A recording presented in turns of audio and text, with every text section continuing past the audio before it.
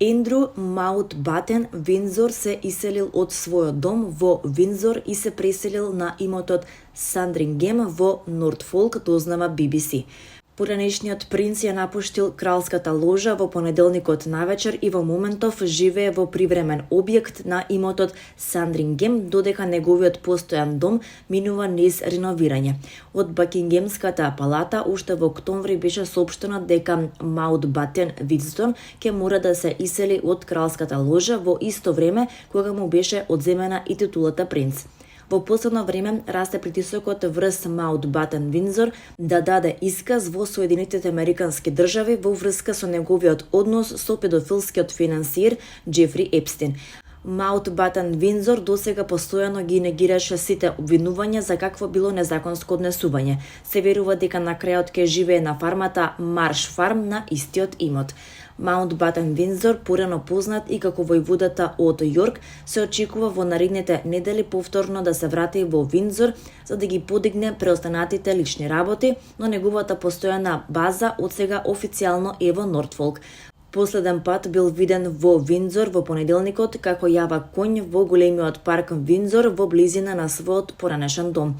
Тој исто така бил фотографиран додека заминува од замокот Виндзор со автомобил, мафтајки на минувачите.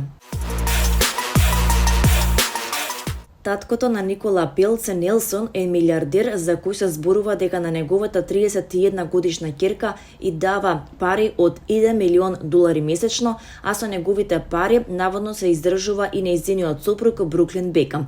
Семејството Бекамови е главна тема во медиумите и јавноста веќе подолг период поради нивната драма со Бруклин, која ескалираше откако неодамна најстариот син за прв пат се огласи и изнесе непознати детали против родителите.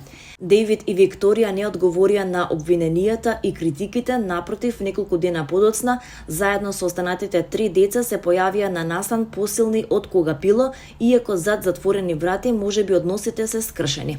Бекамови прв пат во јавност по драмата со Бруклин, Дејвид ја држи Викторија за рака, а не реагираат на провокациите од папараците.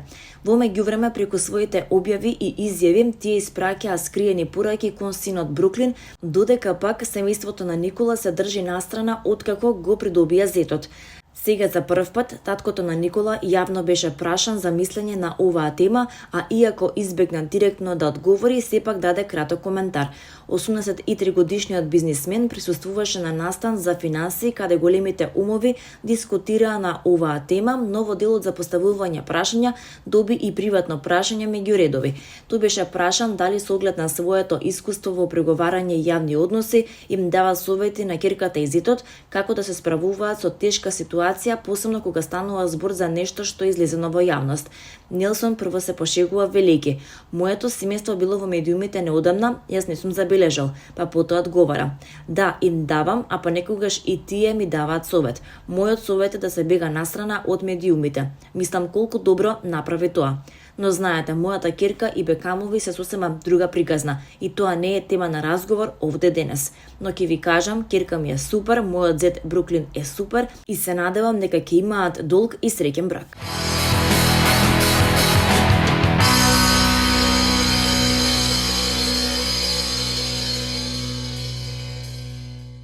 Предраг Павловски е роден на 4 февруари 1968 година во Куманово. Тој е познат македонски театарски, филмски и телевизијски актер. Дипломира актерска игра на Факултетот за драмски уметности во Скопје. Во 1993 година се вработува во Народно позориште Суботица. Од 1994 до 2017 година работи во театар за деца и младенци во Скопје. Од 2017 година е член на Драмски театар во Скопје.